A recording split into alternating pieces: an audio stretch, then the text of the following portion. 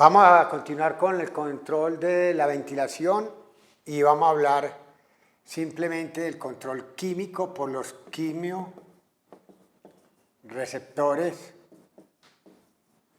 periféricos inicialmente.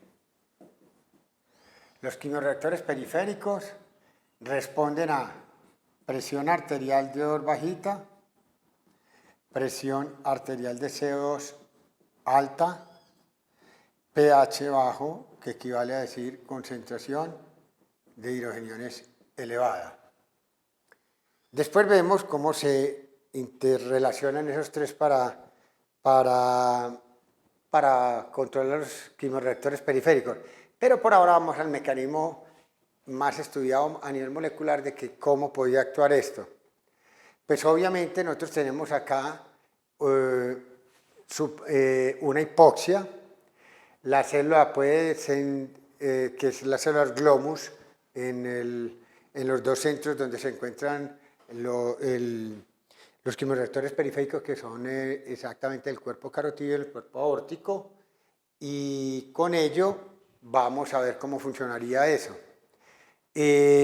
Supuestamente entonces vamos a tener una célula sanguínea acá, células endoteliales que tienen una disminución en el oxígeno, tienen una hipoxemia por ejemplo, y se va a manifestar a este nivel. La hipoxia, ¿cómo pudiera trabajar sobre esta célula glomus? Se suponen tres teorías, las cuales no se ha visto cuál de todas ellas es más importante. La primera es que la disminución de oxígeno en el interior de la célula glomus ocasionaría un aumento del AMP cíclico. Y ese AMP cíclico directamente sería un inhibidor de los canales de potasio, y al inhibir los canales de potasio despolarizaría la célula. Al despolarizar la célula, correcto, se lograrían una despolarización adecuada para que estos canales de calcio, que son dependientes de voltaje, se abrieran y lograsen así un aumento de la entrada de calcio y un aumento del calcio a nivel intracelular. Ya sabemos que cada vez que se eleve es un disparador de los neurotransmisores. Aquí lo dispararía. Esos neurotransmisores los cuales probablemente pueda ser la dopamina al que lo han propuesto, se uniría a la membrana postsináptica de esta fibra nerviosa aferente y generaría aquí, después de ligar, un potencial de acción. Y ese potencial de acción se conduciría a lo largo del axón, que pudiera ser un axón del glosofaringeo en caso de que estuviéramos hablando del cuerpo carotídeo, o sería el nervio vago en caso de que estuviéramos hablando de la aorta. El hecho es que mire que es lógico todo este recorrido. Pero la otra teoría, dos teorías serían las siguientes. Uno, que haya aquí una proteína en la membrana de la célula glomus, siendo una proteína integral, y que tuviera la capacidad de sensar el estado de oxigenación acá, porque esa proteína se propone que contenga hemo, y si contiene hemo, tiene la capacidad de tener hierro que sea capaz de capturar o no el oxígeno. Si ese hierro tiene más oxígeno, tiene menos oxígeno en esa estructura hémica, hará que de alguna manera la disminución en la concentración de oxígeno detectado en esa proteína hémica que no captura bien ese oxígeno hará que se inhiba el canal de potasio, y al hacerlo así, pues entonces simplemente volveríamos al mismo círculo de ahora, despolarizaríamos la membrana y lograríamos hacer el potencial de acción. ¿Qué sería el causal de que esto inhibiera este canal? Que el hecho de que la hipoxia hace que esta proteína que contiene hemo cerca del canal de potasio se disociaría de ella, porque hay falta de oxígeno. La otra sería que trabaje sobre el bajo pH, inhiba la NADPH oxidasa en la mitocondria, ¿correcto? causando una disminución de la relación de glutatión reducido contra glutatión oxidado exactamente. Elevaría pues le elevaría la relación glutatión reducido sobre glutatión oxidado, inhibiendo esa NADPH oxidasa. Entonces, esta es otra propuesta que llegaría a inhibir los canales de potasio.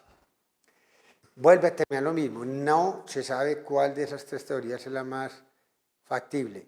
El hecho es que por lo menos aquí hay teorías claras de cómo pueden estar actuando los quimioreceptores periféricos. A nivel central, cuando nosotros vamos a ver quimiorecepción central, el centro, el bulbo raquídeo, los quimioreceptores centrales no tienen mecanismos claros ni siquiera de propuesta de cómo actúan.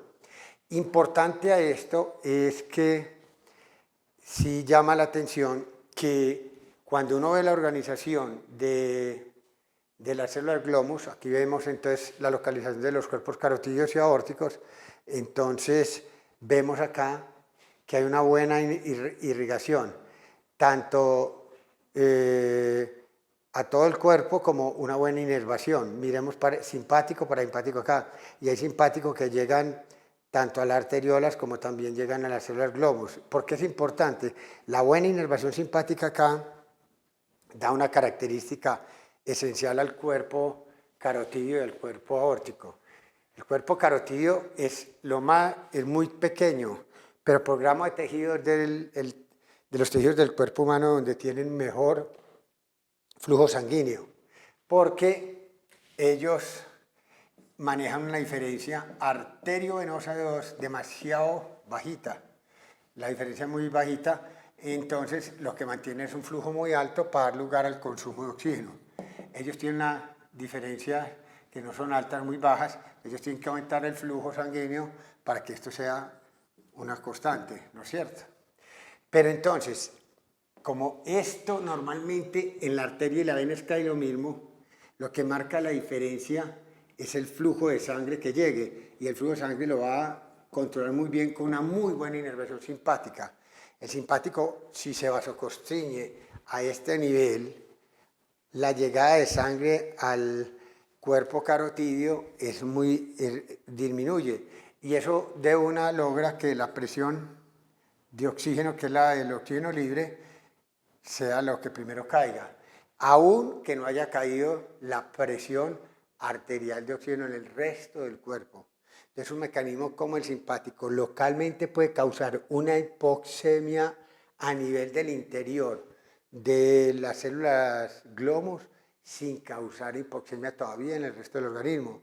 Eso explicaría por qué es mucho tipo de estrés o muchos tipos de descarga de catecolaminas que normalmente no serían causa en teoría de una hipoxemia arterial sistémica, uno las vea hiperventilando y aumentando la frecuencia respiratoria, sin que uno lo pueda explicar porque haya una disminución en la presión arterial de oxígeno sistémica como tal.